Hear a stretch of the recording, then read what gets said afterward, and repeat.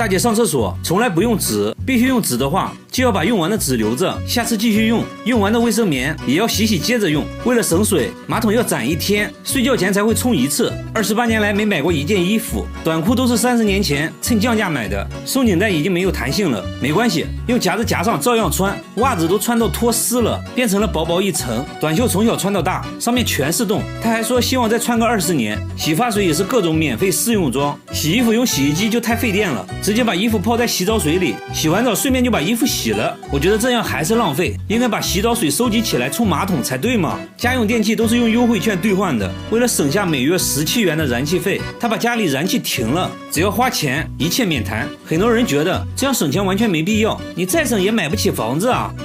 人家买了市中心的房子，还还完了贷款，家具全是垃圾箱里捡的，别人丢的瑜伽垫被他捡来当床。然而像他这样节俭的人，却准备请朋友来家里做客，那自然要提前准备了。首先要打扮一下，剪个美美的发型，剪刀还是上学时室友不要的，听说有家店在清仓处理，他决定挥霍一次，看中了一件10块钱的衣服，还想让老板再打个5折，接着掏出了一堆硬币。老板说我这都打5折了，要不送给你吧。那太好了，我先把钱收起来。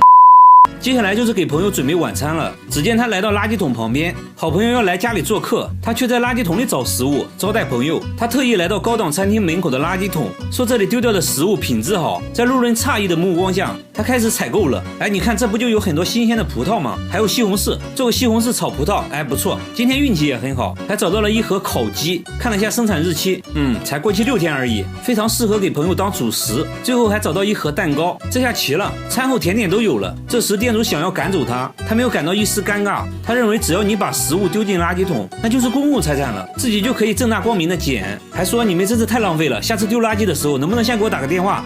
社交牛 C 症无疑了。他回家后一般都是拿出食物直接开灶，但这次是招待朋友，他决定包装下摆个盘啥的，于是把捡来的食物全部倒进锅里搅拌一下，一份大锅菜就做好了，还说希望朋友会喜欢他亲手捡来的食物。朋友如期而至，他先给朋友介绍了自己从垃圾桶捡来的家具，自豪地说自己从来没买过家具。朋友都听傻了，露出了一副没见过世面的样子。但更让他们傻眼的还在后面。晚餐时间到，大姐拿出了捡来的食物，好朋友来家里做客，他却把从垃圾桶捡来的食物端上了餐桌，朋友根本看不出来是什么食材，小心翼翼尝了一口，表情复杂，又尝了一口，直摇头。另一个朋友说有那么夸张吗？一口下去一言难尽，问他食物从哪来的，大姐嘿嘿一笑，笑得朋友惊慌失措。不会吧，这也是捡的。朋友顿时肠胃翻滚，冲进了厕所。大姐贴心的说马桶没冲过，味儿可能有点大。这样好了，朋友吐得更厉害了。这还没完，大姐还要请朋友吃餐后甜点。朋友发现蛋糕已经被人咬过了一口，很明显也是捡来的，碍于面子还是决定尝一尝。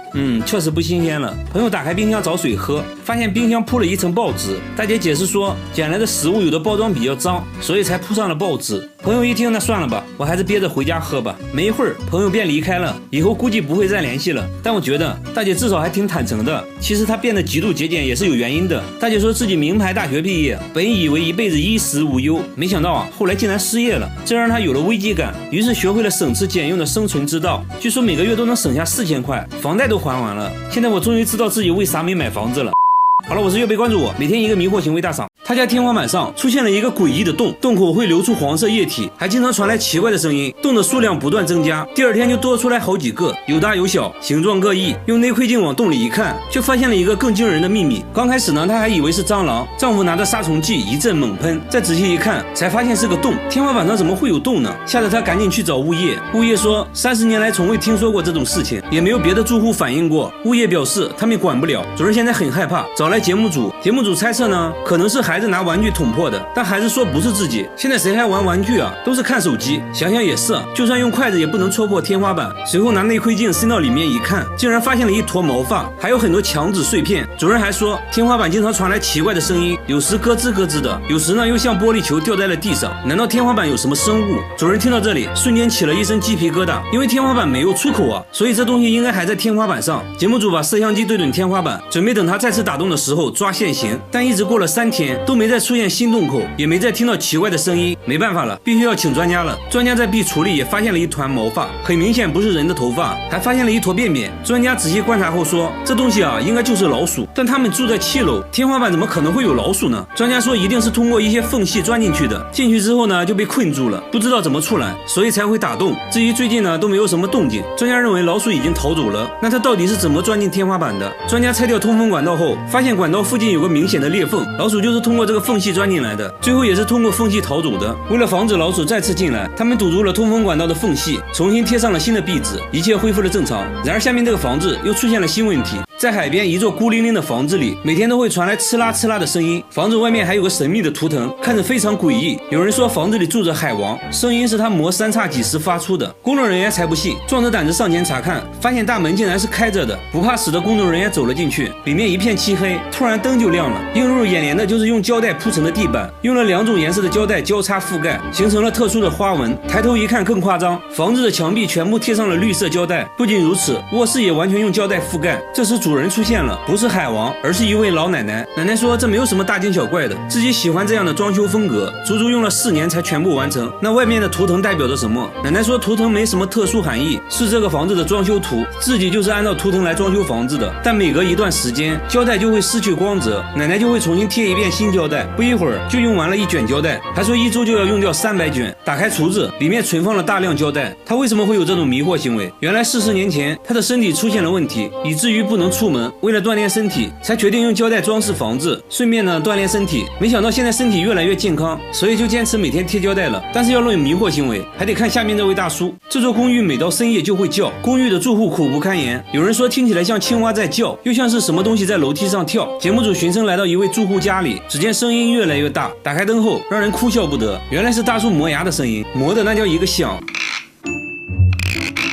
嘴角还不停抽搐，这简直就是用生命在磨牙。大叔说自己磨牙已经20年了，牙都磨掉了半颗，以至于现在都无法咀嚼食物，只能喝汤。妻子因为受不了，跟他离了婚。看着自己磨牙的录像，大叔表情凝重，说这是第一次看自己磨牙，没想到磨得那么深，磨得那么认真。朋友们也帮他解决过磨牙问题，等他磨牙的时候，脱掉袜子塞他嘴里，还会让他叼着1双筷子入睡，但都无济于事，反而磨牙越来越严重。去过很多医院，结果把同房间嗜睡症患者都整失眠了。大叔也觉得很不好意思，节目组再次带他来到大医院，医生说从没见过这么严重的磨牙患者，牙神经都快暴露出来了。随后检测他磨牙时的各项身体机能，医生发现在他睡觉时舌头滚动阻塞了呼吸道，所以他只能张嘴呼吸，这就是他磨牙的原因。对应的解决方案是做呼吸治疗。经过医生的努力，大叔终于改掉了磨牙的习惯。好了，我是月贝，关注我，每天一个迷惑行为大赏。66岁的大爷一口气就能把车胎吹爆，热水袋被他当成气球吹，一口气爆1个，每天都要吹爆100个，这都不算什么。现在他要挑战吹卡车轮胎，另一边是8个人轮流用气筒打气，大爷的轮胎肉眼可见的变大，5分钟计时结束，大爷吹的轮胎已经很鼓了，另一边用打气筒的轮胎却还是扁扁的。大爷不满足啊，他要继续挑战，让节目组在轮胎上放了一个架子，上面又站了20个小伙子，他要在负重的情况下把轮胎吹爆。大爷一阵猛吹，上升的感觉吗？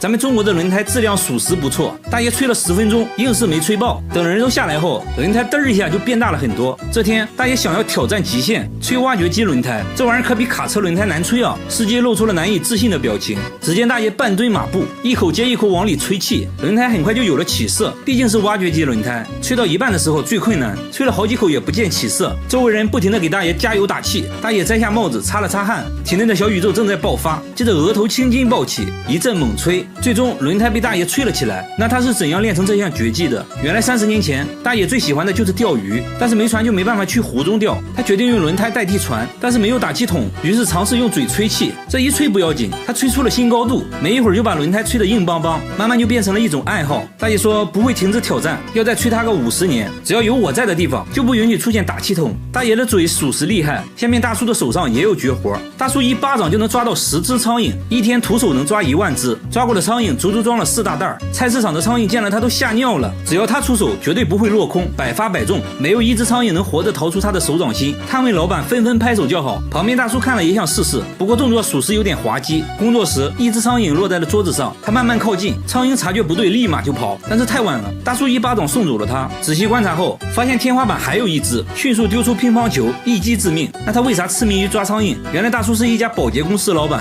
，13年前和客户吃饭谈合作，大叔想让让客户尝尝本地特色菜，结果菜里有一只苍蝇，客户愣住了，你们特色菜是苍蝇炒鸡蛋啊？就你这样还做保洁呢？客户当场愤然离去，大叔分分钟损失几百万，对苍蝇那是恨之入骨。从那以后，他开始训练自己的反应力，练习抓蝇龙抓手，对着树练习七伤拳，手背都磨出了厚厚的老茧，就这样练出了100%空手抓苍蝇的绝技。1年时间内抓到的苍蝇装满了4大袋，还把苍蝇做成了标本，仔细研究。现在公司还推出了一项免费抓苍蝇的服务。哦，有苍蝇啊！只要一个电话，大叔就会带着员工上门免费抓苍蝇，即使灭蝇器也没有大叔徒手抓的多。不得不说，大叔的技能真的很实用啊！好了，我是岳贝，关注我，每天一个迷惑行为大赏。